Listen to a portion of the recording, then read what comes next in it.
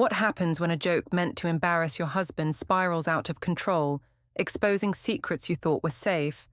How can one careless boast and a shocking reply from your best friend lead to a knock at your door with legal papers that flip your whole life upside down? Find out how my plan for excitement turned into a nightmare of evidence, betrayal, and public shaming. Before we dive deeper into the story, I have one small request. Please subscribe, drop a like, comment, and hit that hype button to boost this channel so more people can discover these incredible stories. I never thought a single joke could destroy a marriage, but here I am, Ulalia Venn, 32 years old, staring at divorce papers while my 9-year-old daughter packs her bags to live with her father. It all started with what I thought was harmless teasing about my husband Malcolm being awful in bed. My best friend's shocking reply, "He's amazing," should have been my first warning that my carefully constructed world was about to crumble. The kitchen felt suffocating that Tuesday evening as I prepared dinner, the same routine I'd followed for 8 years of marriage.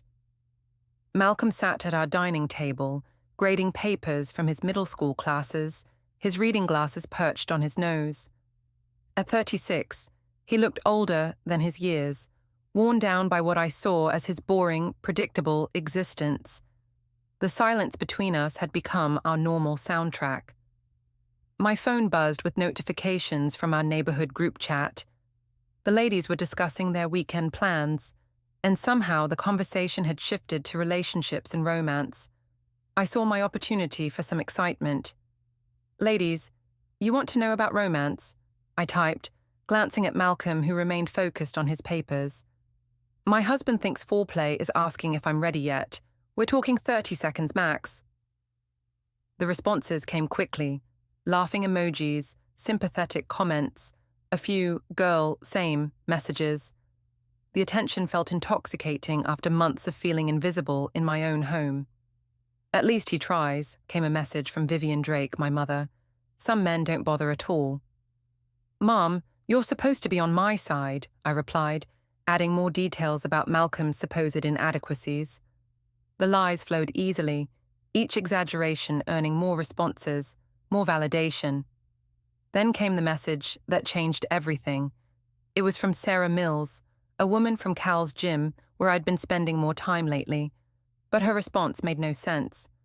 "Really? Because he was amazing with me. Best I ever had, honestly." My blood turned to ice. I stared at the screen, reading the message over and over. Sarah Mills, Cal's colleague. How would she know anything about Malcolm? My quiet, boring husband who spent his evenings grading papers and his weekends organizing lesson plans. "What did you say?" I typed back, my hands shaking. "Oh shit, wrong chat. Sorry, ladies, ignore that." But it was too late. The group chat exploded with questions and speculation. My phone wouldn't stop buzzing. I looked up at Malcolm, who was still calmly grading papers, seemingly oblivious to the digital chaos I'd unleashed. "Malcolm," I said, my voice strangely hoarse, "do you know Sarah Mills?" He looked up slowly, removing his reading glasses. His brown eyes, usually so gentle and tired, held something I'd never seen before, something calculating. "Sarah Mills? Can't say the name rings a bell. Why?" She said something weird in the group chat." Malcolm set down his red pen and gave me his full attention for the first time in months. "What kind of weird?" I couldn't tell him. How could I explain that I'd been publicly humiliating him, and somehow this woman knew intimate details about him? Instead, I deflected. "Nothing important, just neighborhood drama." He nodded slowly, but I caught him glancing at my phone screen before returning to his papers. That glance lingered too long, as if he was memorizing what he saw. Our daughter Nora wandered into the kitchen, her backpack slung over her shoulder. At 9, she was perceptive beyond her years, picking up on tensions that Malcolm and I thought we were hiding. "Mum, why do you look upset? And why is your phone buzzing so much?" "It's nothing, sweetheart, just some silly adult stuff." Malcolm looked up again. "Nora, why don't you go start your homework? Dinner will be ready soon." After she left, the silence stretched between us like a chasm. My phone continued buzzing with messages, but I was afraid to look. The group chat had taken on a life of its own, with speculation and gossip spreading like wildfire. "Ulalia," Malcolm said quietly, "is there something you want to tell me?" The way he said it, so calm and measured, sent chills down my spine. This wasn't the passive, defeated man I'd grown accustomed to. This was someone else entirely. "Tell you what?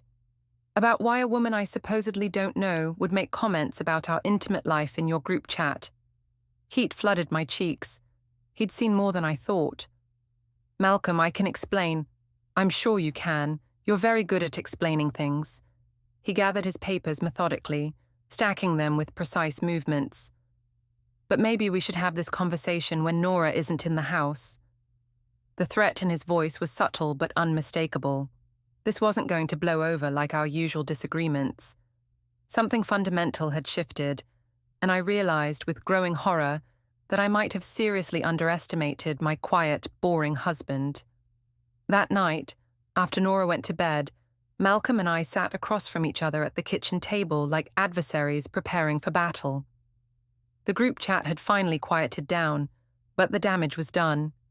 Screenshots were circulating, questions were being asked, and my mother had called 3 times demanding to know what was going on. "So," Malcolm said, folding his hands on the table, "Sarah Mills." "I don't know why she said that. Maybe she was drunk or confused, or maybe she knows something you don't think she should know." The accusation hung in the air between us. I wanted to deny it, to maintain my innocence, but the way Malcolm was looking at me made lies feel impossible. It was like he already knew the truth and was waiting for me to catch up. "What are you suggesting?" "I'm not suggesting anything, Ulalia. I'm asking you directly. Have you been telling people lies about our marriage, about our intimate life?" The question was so direct, so unlike Malcolm's usual passive approach to conflict, that I found myself telling the truth. Maybe I exaggerated a little. The ladies were talking, and I wanted to join in.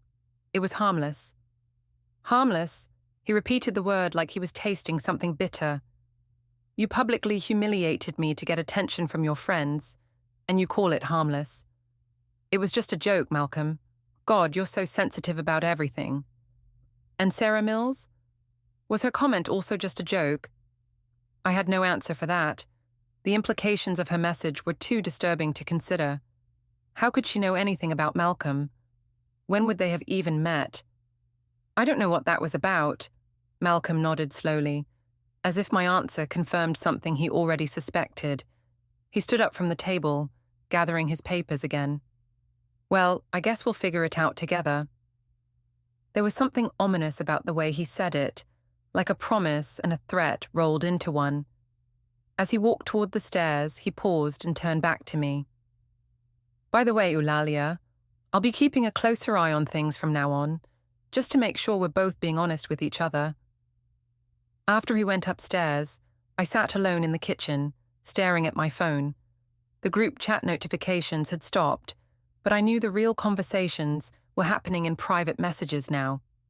My joke had opened a door I couldn't close, and I had the sinking feeling that Malcolm knew exactly what was on the other side. The next morning brought a false sense of normalcy that I desperately wanted to believe in. Malcolm made coffee and toast for Nora, kissed her goodbye, and left for work without mentioning the previous night's conversation. But I noticed things I'd never paid attention to before. How he glanced at my phone when it buzzed, how he asked casual questions about my day that felt less casual than before. "What time will you be home tonight?" he asked as he gathered his teaching materials. "The usual time." "Why?" "Just wondering. I thought I might pick up dinner instead of cooking." It seemed innocent enough, but there was something in his tone that made me uncomfortable, like he was testing me somehow. After he left, I finally worked up the courage to check my phone properly. The group chat had 37 new messages, most of them speculation about Sarah Mills's comment. My mother had sent several private messages demanding explanations I couldn't give. Worse, There were messages from people I barely knew, neighbors who'd somehow gotten hold of screenshots and wanted to know if there was drama brewing. The attention I'd craved had turned toxic overnight. At work, I tried to focus on insurance claims, but my concentration was shot. Janet Wu, my cubicle neighbor, kept glancing at me with obvious curiosity. "So," she finally said during our coffee break, "I heard there was some interesting neighborhood drama yesterday." My stomach dropped. "What did you hear?" "Oh, just that someone's marriage might not be as boring as everyone thought." She stirred her coffee with deliberate slowness. "You know how these suburban gossip networks work. Information travels fast." I forced a laugh. "People have too much time on their hands." "Maybe. Or maybe someone's been living a double life." The way she said it made me wonder how much she actually knew. Janet had always been friendly, but distant, the kind of coworker who remembered your birthday but never asked personal questions. Her sudden interest felt calculated. "Janet, if you have something to say, just say it." "I'm just observing, Ulalia. You've been different lately, more energetic. New workout routine, right? All those extra hours at the gym." My blood ran cold. How did she know about the gym? I'd been careful to keep my new routine separate from work gossip. "I've been trying to get in shape." "Is that a crime?" "Of course not. It's just interesting timing, that's all. Right around the same time, you started complaining about your husband online." The implication was clear. Janet suspected something, and if she suspected it, others probably did too. I spent the rest of the day paranoid, wondering who else was watching me, what other details they'd noticed that I thought I'd kept hidden. That afternoon, I drove to the gym for my usual session with Cal. The familiar environment should have been comforting, but even there, things felt different. Sarah Mills was at the front desk when I walked in, and she wouldn't meet my eyes. "Hey, Sarah," I said, trying to sound casual. "Oh, hi, Ulalia." She busied herself with paperwork, clearly uncomfortable. "About yesterday, that group chat thing. I really can't talk right now, I'm working." Her dismissal stung, but I pressed on. "It was just a misunderstanding, right? You don't actually know my husband." Sarah finally looked up, and I saw something like pity in her eyes. "Ulalia, maybe you should ask your husband about that." Before I could respond, Cal appeared beside me, his usual charming smile in place. At 31, he was everything Malcolm wasn't: spontaneous, adventurous, focused entirely on physical pleasures rather than intellectual pursuits. "Ready for our session?" he asked, placing a proprietary hand on my lower back. I glanced around the gym, suddenly aware of how public the gesture was. Other members were watching, including Sarah, who quickly looked away. "Cal, maybe we should be more discreet." "Why? We're not doing anything wrong. Just trainer and client, right?" But his grin suggested otherwise, and his hand lingered longer than it should have. During our workout, I tried to focus on the exercises, but my mind kept circling back to Sarah's comment and Janet's suspicions. The web of lies I'd built was starting to tangle, and I wasn't sure I could keep track of all the threads. "You seem distracted today," Cal observed as I struggled through a set of squats. "Just some drama at home, nothing serious." "The husband giving you trouble?" I'd complained about Malcolm to Cal countless times over the past few months, painting him as boring, inattentive, emotionally unavailable. Cal had been a willing audience, encouraging my dissatisfaction and suggesting I deserved better. "He's being suspicious about stupid things, asking questions about my schedule, wanting to know where I am all the time." Cal's expression darkened. "That's controlling behavior, Ulalia. Classic signs of an abusive relationship." "I wouldn't call it abusive. Emotional abuse is still abuse. You deserve someone who trusts you, who supports your independence." His words were seductive, validating feelings I'd been nurturing for months, but something about the conversation felt off, like Cal was pushing an agenda rather than offering genuine support. "Maybe I should be more careful about things. Keep a lower profile. Or maybe you should stop letting him control your life. Cal moved closer, his voice dropping to an intimate whisper. You're an amazing woman, Ulalia. Don't let anyone make you feel like you're not. The compliment sent warmth through me, but it was overshadowed by growing anxiety. Too many people were paying attention now, asking questions I couldn't answer honestly.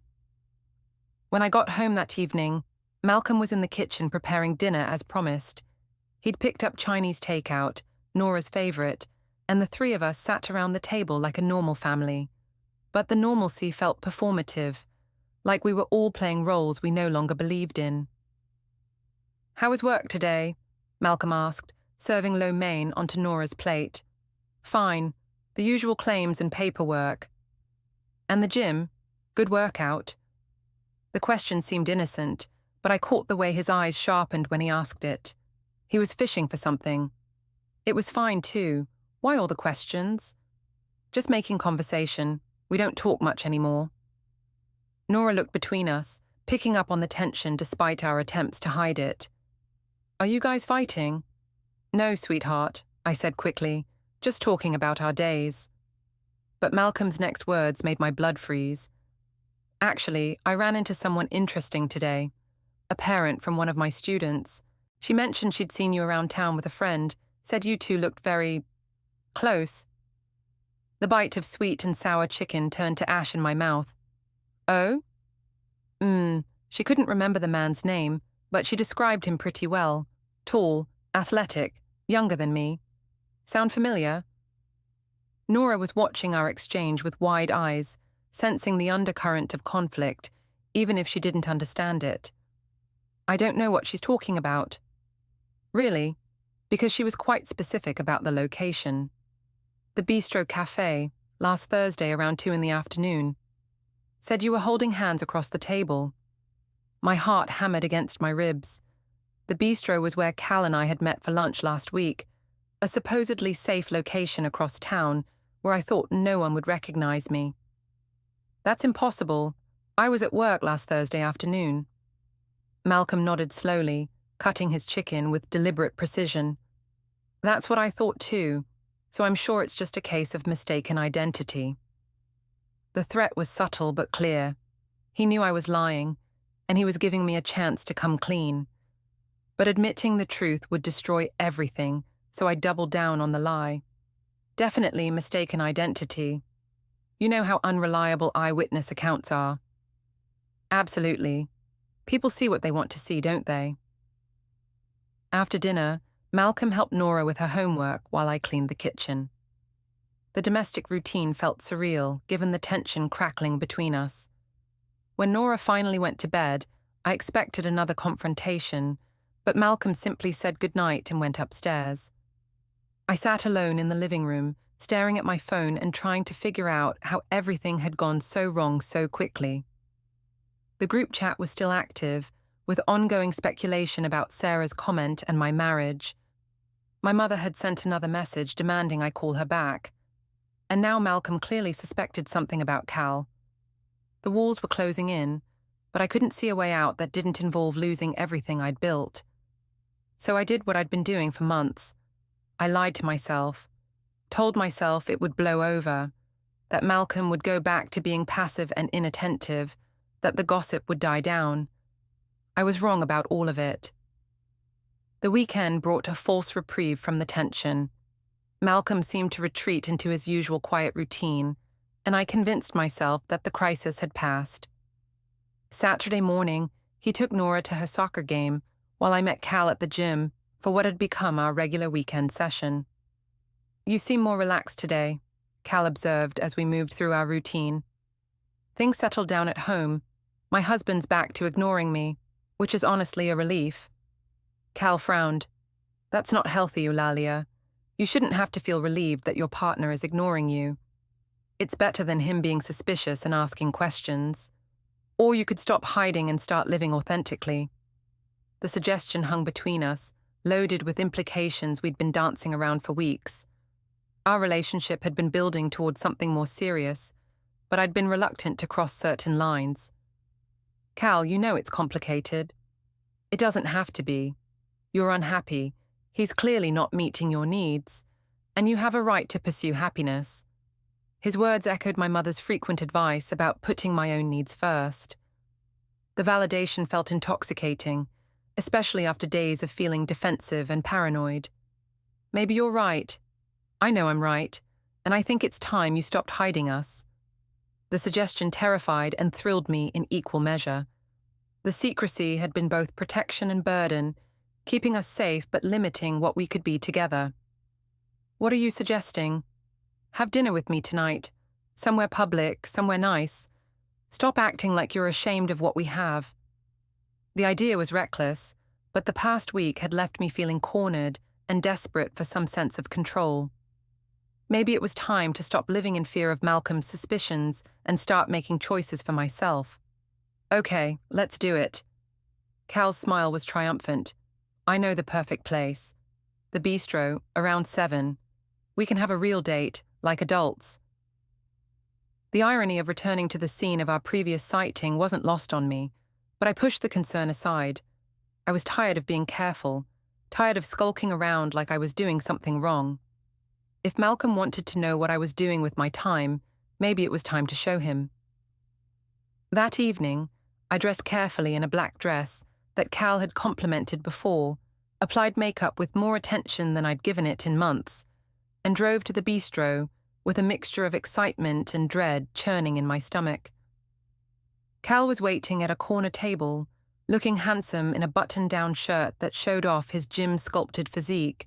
The restaurant was busy with Saturday night diners, couples and families enjoying their weekend meals. You look incredible, he said, standing to kiss my cheek in greeting. The kiss lingered longer than it should have, and I was acutely aware of other diners watching us. The attention felt both thrilling and dangerous. This is nice, I said, settling into my seat. I can't remember the last time I had a proper dinner out. When's the last time your husband took you somewhere like this? Honestly, I can't remember. We usually just order pizza when we don't want to cook. Cal shook his head in apparent disgust. You deserve so much better than that, Ulalia. You deserve someone who makes an effort, who appreciates what he has.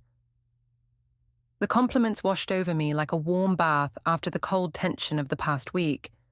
This was what I'd been missing, what Malcolm had never provided. Focused attention, genuine appreciation, the feeling of being desired rather than simply tolerated. We ordered wine and appetizers, falling into the easy conversation that had drawn me to Cal in the first place. He was interested in my work, my thoughts, my dreams for the future.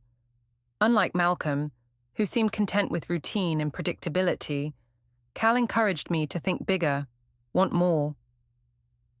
I've been thinking about what you said, I told him over our second glass of wine, about living authentically. And maybe it's time to make some changes, real changes. Cal reached across the table and took my hand, his thumb stroking across my knuckles, in a gesture that was unmistakably intimate.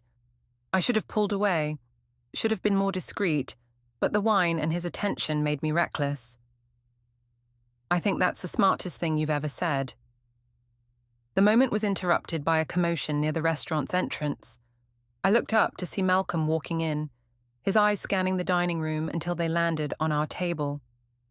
The color drained from his face when he saw Cal's hand covering mine. Shit, I whispered, trying to pull my hand back, but Cal held on. Don't, he said quietly. Don't let him intimidate you. Malcolm approached our table with measured steps, his expression unreadable. He was wearing his weekend clothes, jeans and a polo shirt, but he carried himself with a dignity that made Cal's casual arrogance suddenly seem juvenile. Ulalia, he said when he reached our table, I think we need to talk. Malcolm, what are you doing here? Looking for my wife, apparently. His gaze shifted to Cal, taking in the younger man's defensive posture. And you are? Cal straightened in his seat, not releasing my hand. I'm Cal Finch, and you're interrupting a private dinner. A private dinner with my wife. The words hung in the air like a challenge. Other diners were starting to notice the confrontation, conversations quieting as attention turned toward our table. Malcolm, please don't make a scene, I said, acutely aware of the audience we were attracting. I'm not making a scene. I'm asking my wife to come home so we can discuss this situation like adults. Cal leaned forward, his grip on my hand tightening. She's not going anywhere she doesn't want to go, and it sounds like she doesn't want to go home. Is that true, Ulalia? Are you refusing to come home?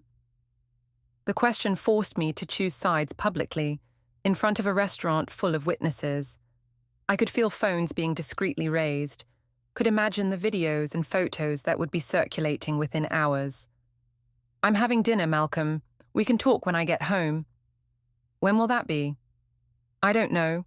When we're finished. Malcolm nodded slowly, as if my answer confirmed something he'd already suspected. I see. And what should I tell Nora when she asks where her mother is? The mention of our daughter sent a spike of guilt through me, but Cal squeezed my hand reassuringly. Tell her I'm living my life, I said, the words coming out harsher than I'd intended. Living your life. Malcolm repeated the phrase, with the same bitter tone he'd used when discussing my harmless joke. Is that what we're calling this? Malcolm, you're embarrassing yourself, and me. I'm embarrassing you. His voice rose slightly, drawing more attention from nearby tables. I'm not the one having a public affair, Ulalia. The word affair dropped like a bomb into our conversation. Cal bristled, half rising from his seat. Hey, watch how you talk to her. Malcolm's attention shifted to Cal with laser focus. And you watch how you talk to me. This is between me and my wife. Your wife is an adult who can make her own choices. You're right, she is, and she's choosing to humiliate her family in public rather than have an honest conversation at home. The accusation stung because it was partially true. I was making a spectacle of our private problems, but I felt cornered, defensive, unable to back down without losing face entirely. I'm not humiliating anyone. You're the one who came here and started this confrontation. I came here because my 9-year-old daughter is at home wondering why her mother didn't come back from the gym 6 hours ago. The guilt hit harder this time, but Cal's presence gave me strength to push it aside. Nora is fine. She has you. She needs her mother. Not this version of you, but the woman I married. The woman who used to care about her family. I do care about my family. Do you? Because from where I'm standing, it looks like you care more about impressing your boyfriend than taking care of your daughter. The restaurant had gone almost completely quiet now, our argument becoming the evening's entertainment. I could see phones recording, could imagine the social media posts that would follow. You don't know what you're talking about. I know exactly what I'm talking about, Ulalia. I know about the lies, the fake overtime, the gym sessions that last half the day. I know about the group chat where you humiliate me for attention.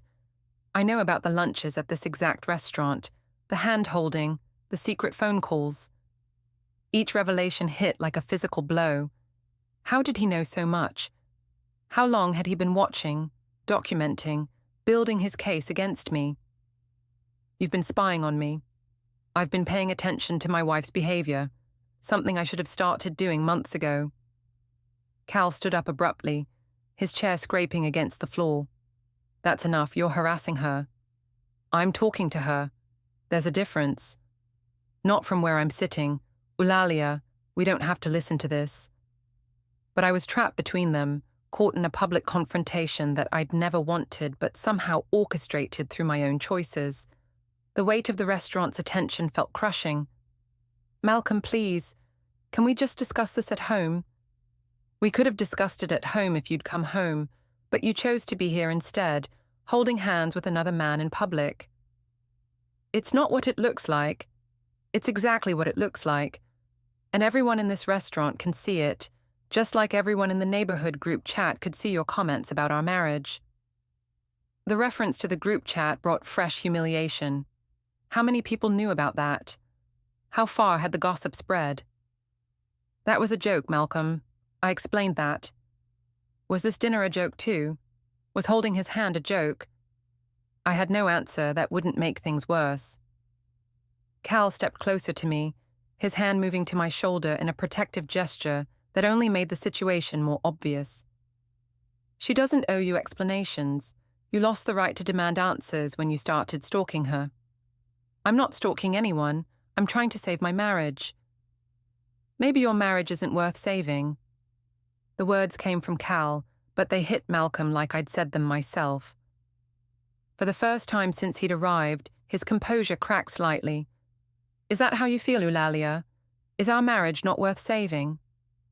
The question hung in the air, demanding an answer that would define everything that came next. The restaurant waited. Cal waited. Malcolm waited. And I realized that whatever I said next would be recorded, shared, dissected by everyone who'd witnessed this public breakdown. I don't know, I whispered, and the admission felt like stepping off a cliff. Malcolm nodded once, his expression closing off completely. Then I guess we have our answer. He turned and walked away, leaving me sitting at the table with Cal's hand on my shoulder and a restaurant full of strangers staring at the wreckage of my marriage. The silence stretched until conversations gradually resumed, but I could feel the continued glances, could imagine the stories being crafted and shared.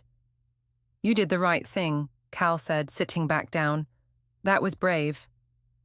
But I didn't feel brave. I felt exposed, ashamed, like I'd just performed my personal destruction for public entertainment. The wine that had tasted so good earlier now sat bitter in my mouth. Maybe we should go. Don't let him ruin our evening. You stood up for yourself, for us. That took courage. But the evening was already ruined, tainted by the confrontation and the knowledge that there would be consequences I wasn't prepared to face. As we left the restaurant, I saw people still watching, still recording, still documenting my choices for later judgment. The drive home felt like a funeral procession, and I knew that whatever waited for me, there would be worse than anything that had happened in public.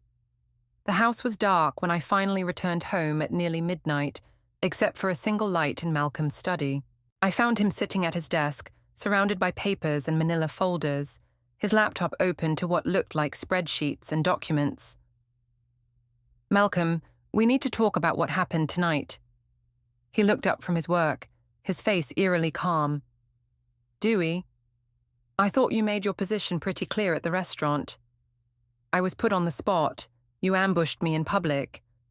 I asked you to come home so we could discuss this privately. You chose to stay with him. The simple statement carried the weight of undeniable truth. I had chosen Cal over Malcolm, publicly and definitively, in front of dozens of witnesses with cameras. What are you working on? I asked, trying to change the subject. Just organizing some information. Financial records, phone bills, work schedules. Amazing how much data accumulates when you start paying attention. A chill ran down my spine. The folders on his desk were labeled with dates going back months, and I could see printouts of what looked like credit card statements and text message logs. Malcolm, what is this? Evidence, Ulalia. Documentation of where we've been and where we're going. Evidence of what? He gestured to one of the folders. Your gym membership shows check-ins at times when you claim to be working late. Your credit card shows lunches and dinners at restaurants you never mentioned. Your phone records show calls to numbers I don't recognize, at times when you said you were in meetings. Each revelation hit like a physical blow. I'd been so careful, or so I thought, but apparently Malcolm had been more observant than I'd given him credit for. You've been investigating me.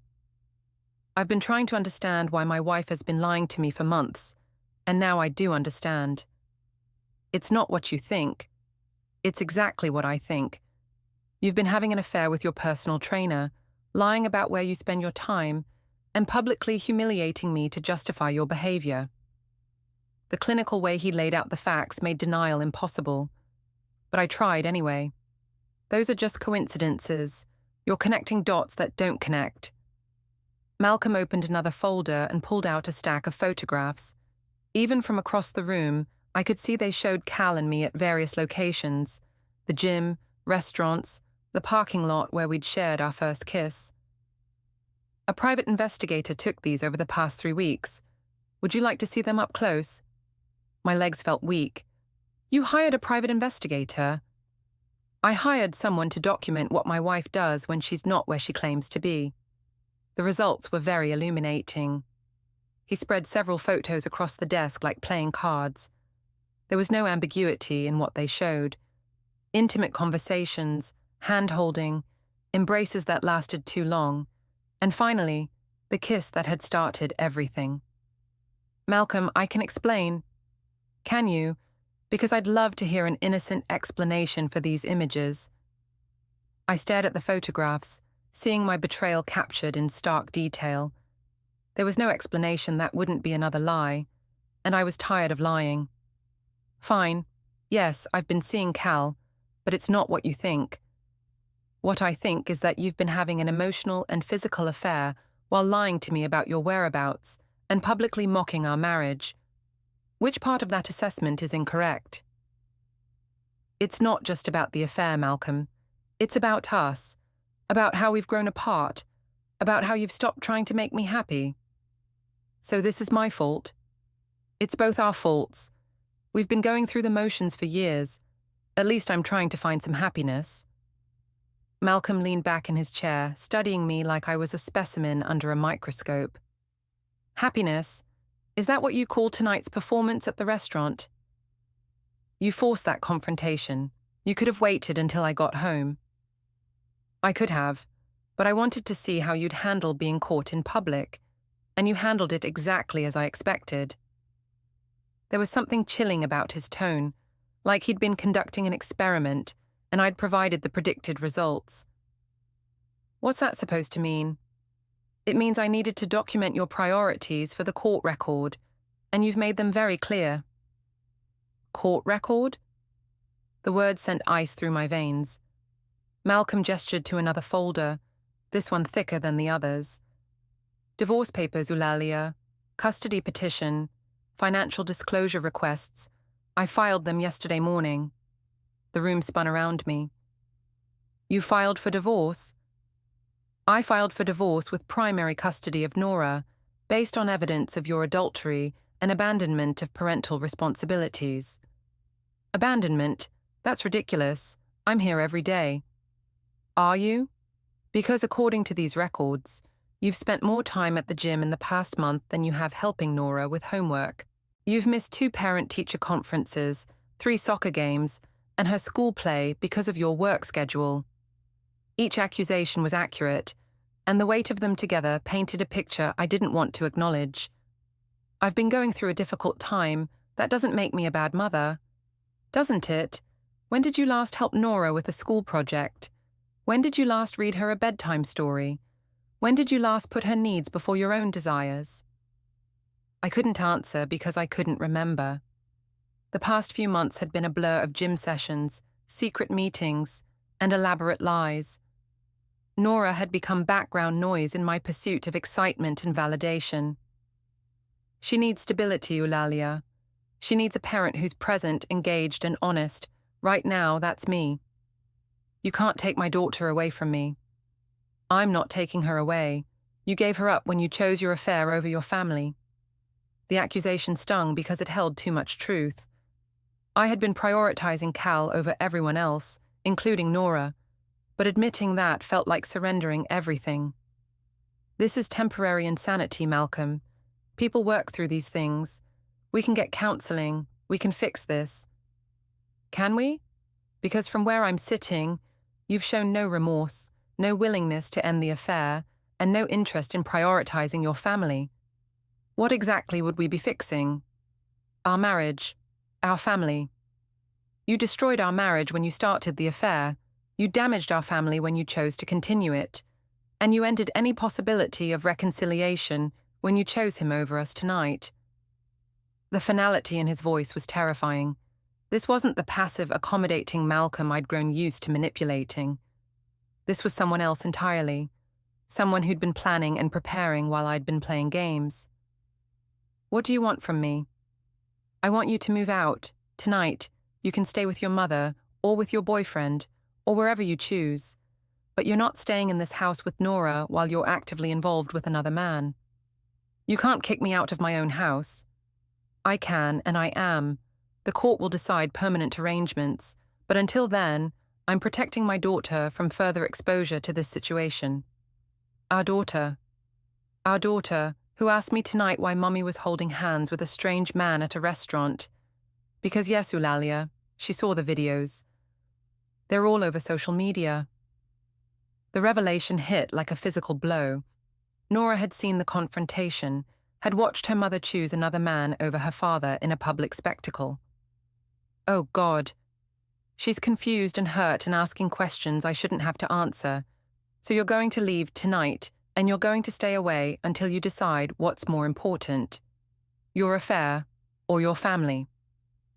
That's not a fair choice. It's the only choice. You created this situation, Ulalia. Now you have to live with the consequences. I looked around the study, at the evidence of my betrayal spread across Malcolm's desk, at the man I'd underestimated for years, who had quietly, methodically documented my destruction of our family. How long have you known? I suspected for months. I knew for certain 3 weeks ago. I've been preparing ever since. Preparing for what?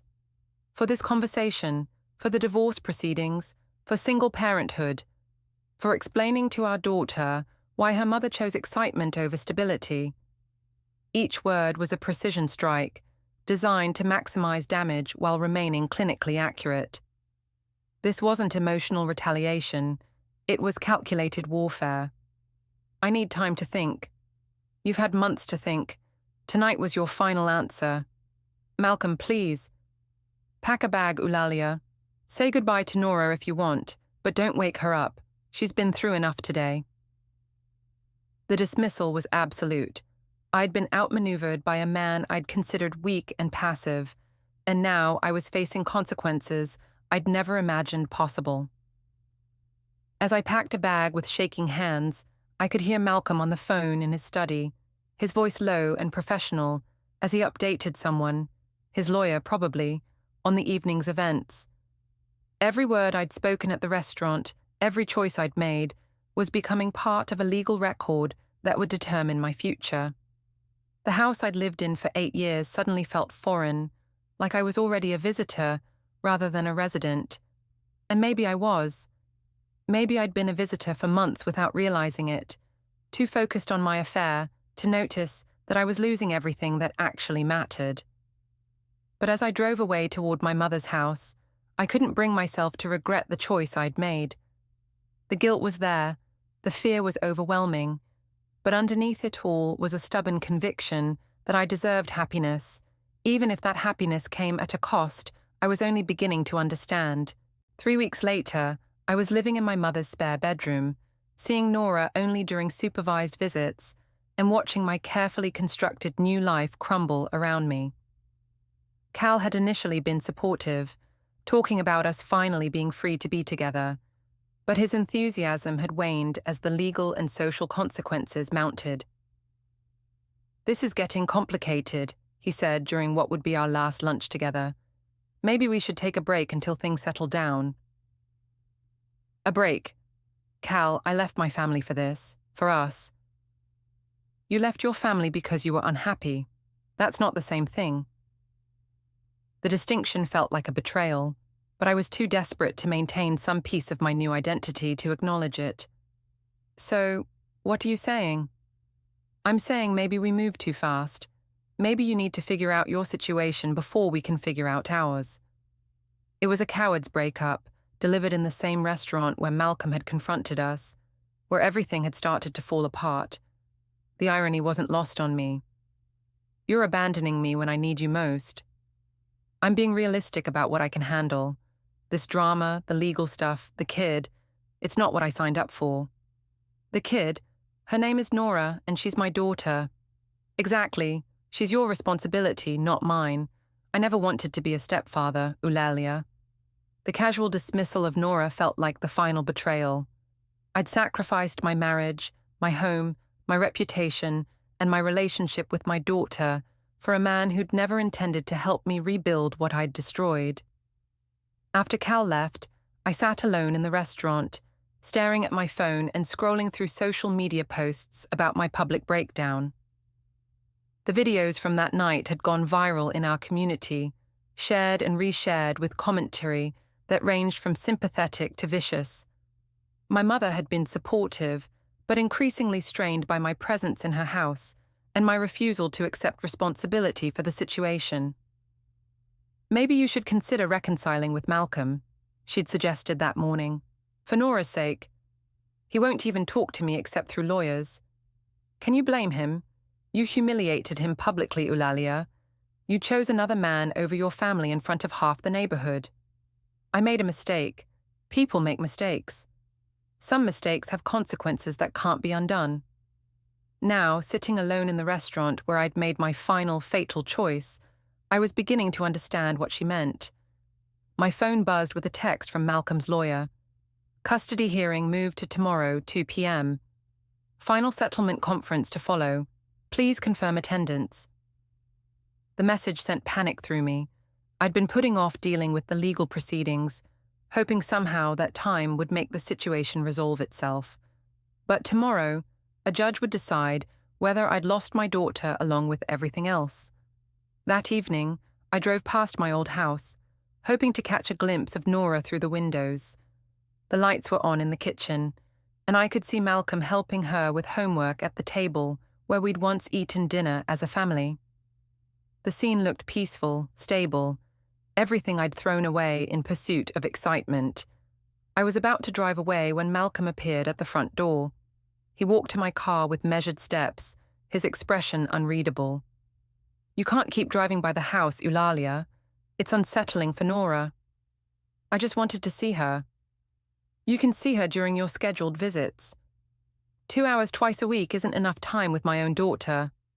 It's what the court ordered, based on your behavior and living situation." "My living situation is temporary. Once you get back on your feet, you can petition for modified custody. But right now, you need to follow the rules." The clinical way he discussed our daughter, like she was a legal matter rather than a person, infuriated me. "She needs her mother, Malcolm. She needs stability. She needs a parent who puts her needs first. Right now, that's me. I put her needs first. Do you?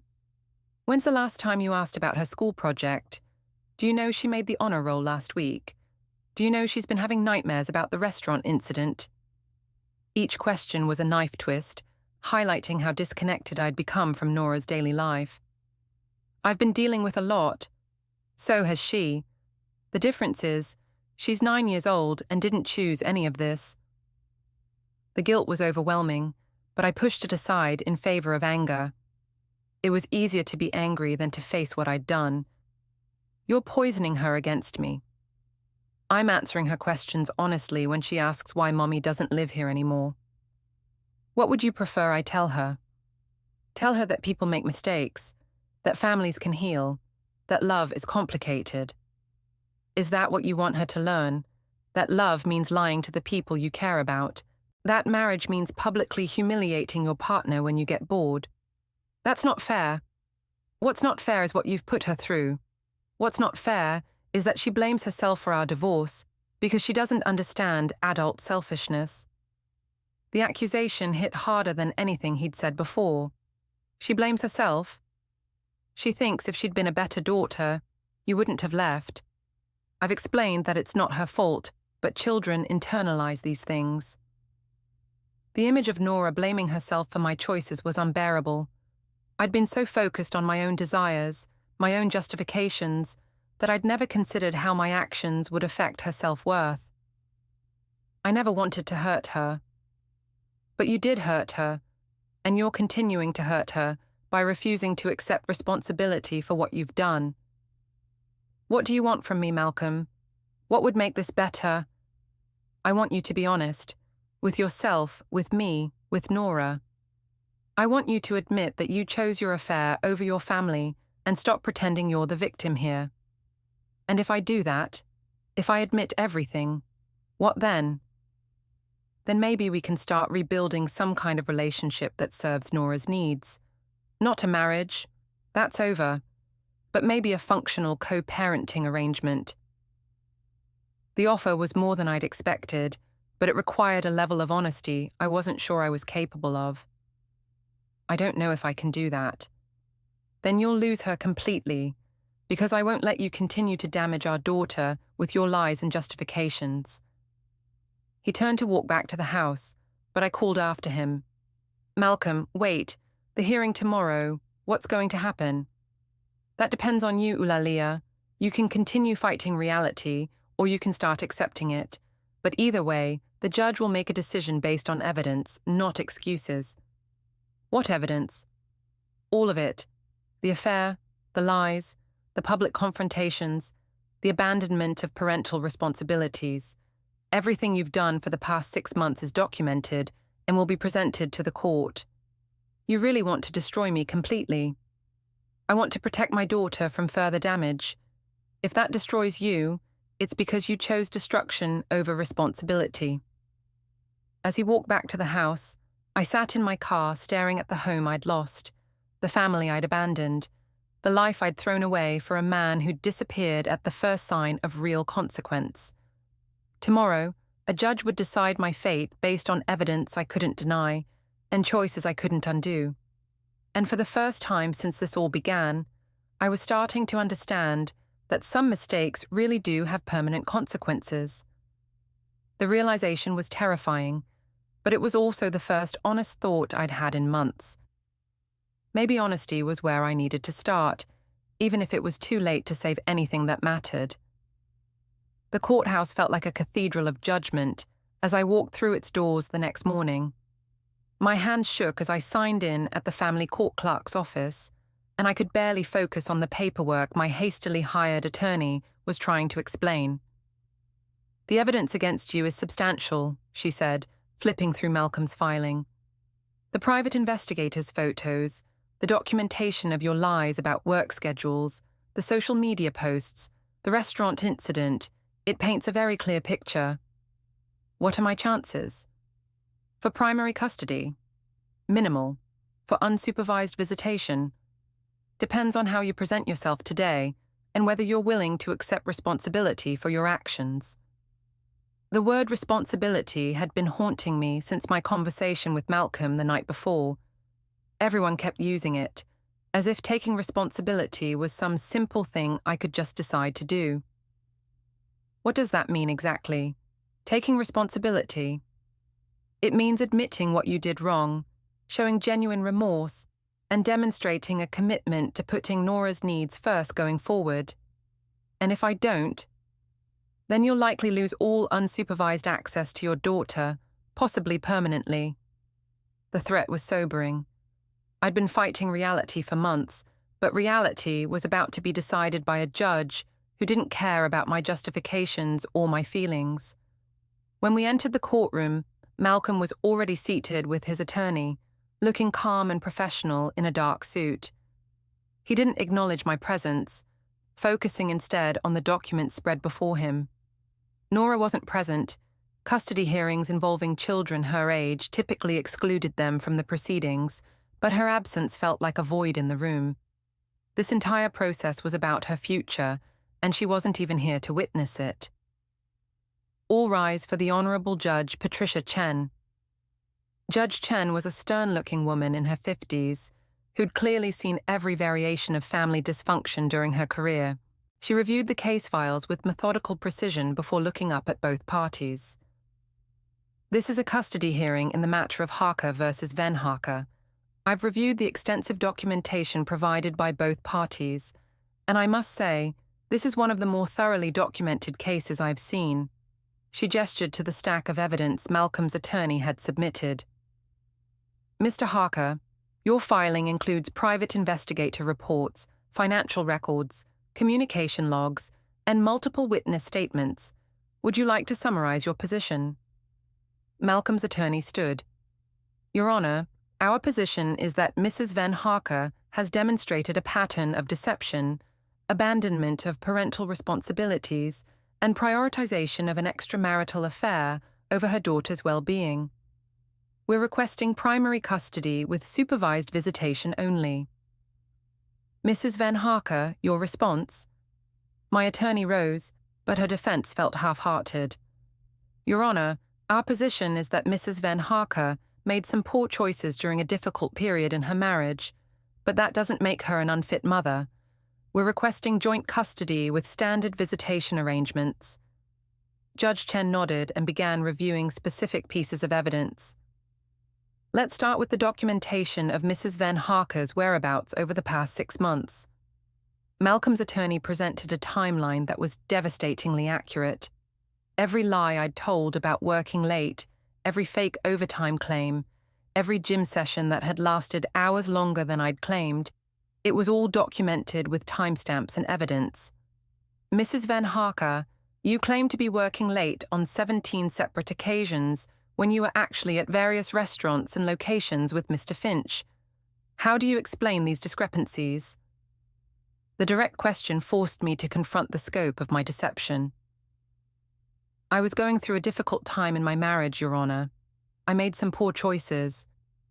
Poor choices that involved lying to your husband about your whereabouts while neglecting your parental responsibilities. I never neglected Nora. Judge Chen consulted another document. According to the school records, you missed 3 parent-teacher conferences, multiple school events, and several occasions when Nora needed to be picked up due to illness. Your husband handled all of these responsibilities while you were engaged in activities you'd lied about. How is that not neglect? The question hung in the air like an accusation I couldn't deny. Every missed event, every time I'd chosen Cal over Nora, every lie I'd told to cover my tracks, it all added up to a pattern of abandonment I'd been too selfish to recognize. I was still there for her in other ways. What ways, specifically? I struggled to come up with examples. When had I last helped with homework? When had I last attended a soccer game? When had I last put Nora's needs before my own desires? I provided for her financially. I was working to support the family. According to these financial records, you spent over $3,000 on restaurant meals, clothing, and other expenses related to your affair during the same period. Money that came from the family budget, while your husband handled the majority of childcare responsibilities. Is that your idea of financial support? The numbers were stark and undeniable. I'd been spending money we needed for family expenses on my affair, while Malcolm handled everything else. Your Honor, I'd like to present testimony from Mrs. Gina Harker, the child's paternal grandmother. Malcolm's mother took the stand, and her testimony was devastating in its quiet accuracy. Nora has been staying with me regularly over the past few months because her mother wasn't available to care for her. She's asked me repeatedly why her mommy doesn't want to spend time with her anymore. It's heartbreaking. Has the child expressed any specific concerns about her mother's behavior? She saw the videos from the restaurant incident. She asked me why her mommy was holding hands with a strange man and why she chose him over her daddy. I didn't know how to answer that question. The testimony painted a picture of a confused, hurt child trying to understand why her mother had abandoned the family. It was accurate, and it was damning. When it was my turn to testify, I tried to explain my perspective, but every justification sounded hollow in the formal setting of the courtroom. I was unhappy in my marriage. I felt neglected and unappreciated. I was seeking emotional support. By lying to your husband and neglecting your daughter. I never intended to neglect Nora. But you did neglect her. The evidence shows a clear pattern of prioritizing your affair over your parental responsibilities. What assurance can you give this court that you'll prioritize your daughter's needs going forward? The question struck at the heart of everything. What assurance could I give? I'd already proven that when forced to choose between my desires and my family's needs, I chose my desires. Why would anyone believe that would change? I love my daughter, Your Honor. I would never intentionally hurt her. Mrs. Van Harker, love isn't enough. Parenting requires sacrifice, consistency, and putting your child's needs before your own wants. The evidence suggests you're not currently capable of doing that. Judge Chen reviewed her notes before delivering her ruling. Based on the evidence presented, I find that Mrs. Van Harker has demonstrated a pattern of deception, abandonment of parental responsibilities, and prioritization of personal desires over family obligations. While I don't question her love for her daughter, I do question her ability to provide the stable, consistent care that 9-year-old Nora requires. My heart sank as she continued. Therefore, I'm awarding primary custody to Mr. Harker with supervised visitation for Mrs. Van Harker every other weekend for 4 hours each day. Visitation will be supervised by a court-appointed monitor until Mrs. Van Harker can demonstrate sustained responsibility and commitment to her daughter's well-being. Supervised visitation will continue for a minimum of 6 months, after which Mrs. Van Harker may petition for modification if she can provide evidence of meaningful change in her priorities and behavior. The gavel came down with the finality of a door slamming shut. I'd lost primary custody of my daughter, lost my home, lost my marriage, and gained nothing but the temporary attention of a man who'd abandoned me as soon as things got difficult. As we left the courtroom, Malcolm approached me one final time. "Ulalia, this doesn't have to be permanent. If you can genuinely put Nora first, if you can prove that you're committed to being the mother she needs, we can revisit the custody arrangement. And if I can't, then you'll have to live with the consequences of your choices, just like the rest of us have been doing." He walked away, leaving me standing in the courthouse hallway with my attorney, surrounded by the wreckage of everything I'd destroyed in pursuit of excitement and validation. The final irony was that I'd gotten exactly what I thought I wanted: freedom from my boring marriage, escape from domestic responsibilities, the thrill of a secret affair. But the cost had been everything that actually mattered, and the man I'd sacrificed it all for had disappeared the moment real commitment was required. As I drove back to my mother's house, I realized that Malcolm had been right about one thing. Some choices have permanent consequences, and I was finally beginning to understand the difference between what I'd wanted and what I'd actually needed. The woman who'd joked about her husband being awful in bed to get attention from her friends had lost her husband, her daughter, her home, and her dignity. The joke, it turned out, had been on me all along. But perhaps most devastating of all was the realization that Malcolm had never been the problem. He'd been quiet, steady, reliable, all the things I'd dismissed as boring, but which had actually been the foundation of our family's stability. And in destroying that foundation, I'd buried myself in the rubble. The evidence was overwhelming, the judgment was final, and the reckoning was complete. I'd played a game I thought I understood, only to discover that Malcolm had been playing a different game entirely, one where actions had consequences, where documentation mattered more than justification, and where the truth was more powerful than any lie I could tell.